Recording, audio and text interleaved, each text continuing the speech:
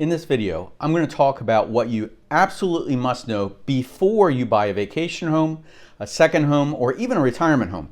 You may have thought about owning your own vacation retreat, but there are many moving parts that you really should know before you jump in. And if you're good with that, give me a thumbs up and let's roll. Now, demand for vacation homes in the United States picked up pace. As a matter of fact, it's now up 87% compared to pre-pandemic levels.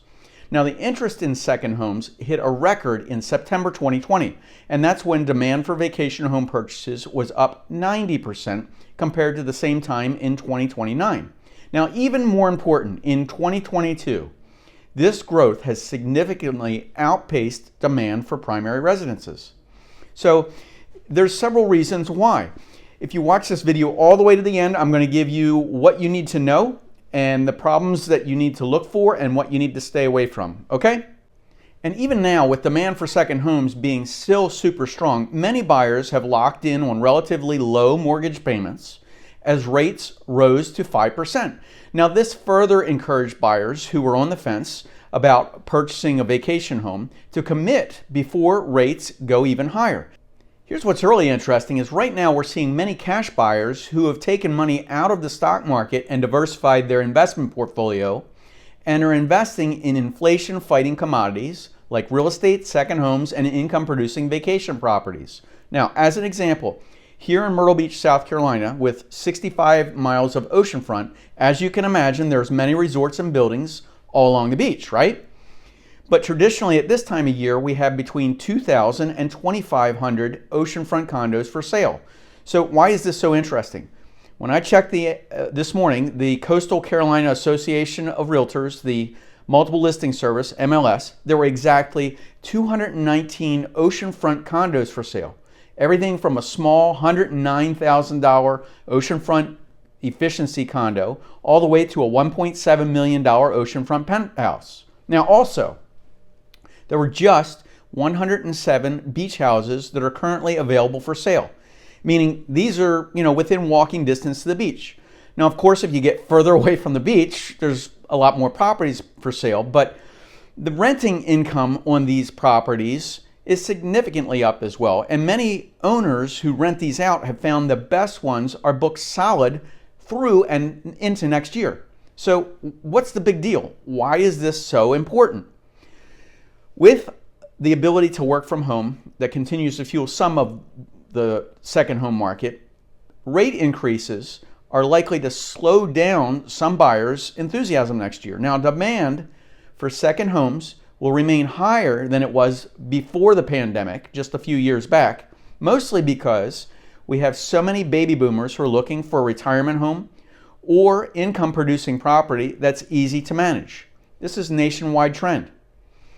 This demand may fall slightly next year, but as mortgage rates and, of course, fees for second homes will increase, but it's no surprise that the increase in demand has caused many prices to surge in resort areas all across the nation. Let me give you an example.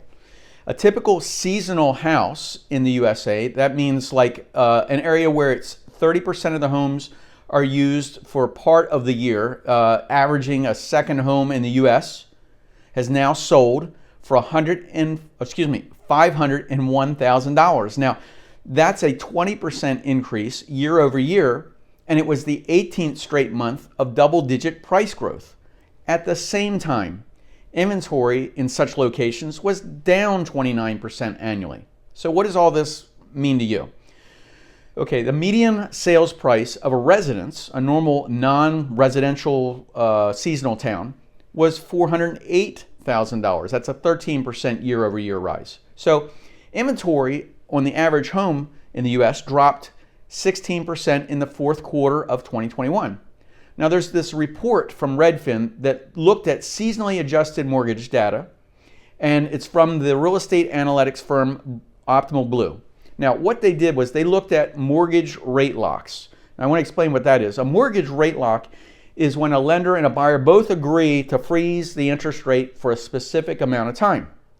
Now, buyers will generally know what kind of house they're buying, whether it's a primary residence or a second home or an investment property.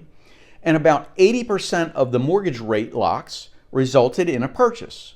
So rate locks have actually been way up this spring. Now, why are so many buying a retirement retreat? Well, here's a couple reasons. Many Americans who regularly retreat to their summer vacation homes enjoy the beaches or the mountains or the family gatherings. Now, this is not for everyone. I just want to let you know. Many owners are using the rental income to help pay for their place at the beach or their second home. And the priceless part is when it comes time for their vacations, they actually have their own place at the beach. But if you've been thinking about buying a retirement retreat or a vacation home, you can take advantage of some of the tax advantages of rental property can provide to you. Now, during the first 4 months of 2021, the sales of vacation homes were up 57% year over year. And this is according to the National Association of Realtors. The portion of overall houses that were bought for vacation living was 6.7% compared to all the houses that are bought in the nation. And in 2019, just to give you an idea what that actually means, it was only 5% of all the homes sold. So you can see that this trend is going up. Now, others bought to rent out until retirement time. We have a lot of people that are a couple years out. They'll buy a house, rent it out, and then they'll move into it later on. CoreLogic, it's a firm who does a lot of analytics, had a home price index that shows the nation's average home price was up 19.1% from a year earlier. But prices in many warm weather vacation destinations around the nation soared nearly 30% last year. Again, a trend that is going to continue into the future as more baby boomers retire. Now, with people often focusing on the price of a second home, it's very important for you to figure out the cost of ownership and the incidental expenses before you jump in. You know, owners have two mortgages. I mean, maybe you have a mortgage on your primary residence and a second home. So you'll be also paying, insurance, property taxes, utilities, and maintenance for two homes, along with other things such as homeowners association fees. So you really want to run the numbers if you're going to use it for rental income. Now, I have found that the best long-term investments that make people happy look exactly like this, and do it in this order. First, take a look at the highest gross rental income properties that are fitting your niche, and look at the past rental income history and look to see if it's increasing every year or if it's trending down. Now, people usually will book their vacations into next year if they really like the place, if it's in advance, if they're happy. Or if they're not happy, they're going to book and look at another place next year if it's not up to their standards. So some resorts are actually booked years in advance, and these can be absolute rental machines. Okay, the next step that I want you to look at is compare the fees and the expenses. So just look at what your price range is also.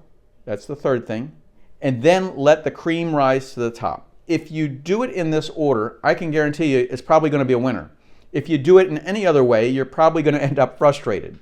So when people talk to financial planners, if you're, can afford something, they usually ask, hey, can I afford a second home? And the advisor will typically run the cost of a home and the expenses related to the home. Now, you just want to be sure that this is working for you and you can actually afford the payments. And if you're ready, already retired, you don't really want to run the risk of running out of money. So here's a spending guideline that you want to kind of abide by. If you pay cash for the property, and a lot of people are, as I said earlier, living off the return of the portfolio allows income into the future. But knowing how much to spend is important, how much to buy it for. So most people can eyeball a smart decision, but use this rule of thumb. If you've already retired, or you're close to retirement, let's say, you should put in no more than 10 to 15% of your investable assets to buy a vacation home. Now, the assumption is that if you're without owning a home and it's a second home, a person has to live comfortably into the future. Does that make sense? Okay, so I hope you enjoy this content. I make this for you. If you've subscribed already, I appreciate you. I appreciate you watching.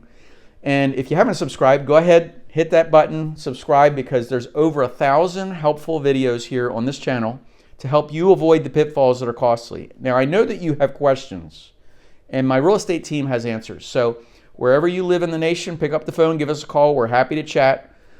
It's Jerry with Jerry Pinkas Real Estate Experts here in sunny Myrtle Beach, South Carolina. It's not sunny today in the office, but hope you're having a fantastic day, and we will see you in the next episode. Take care, guys.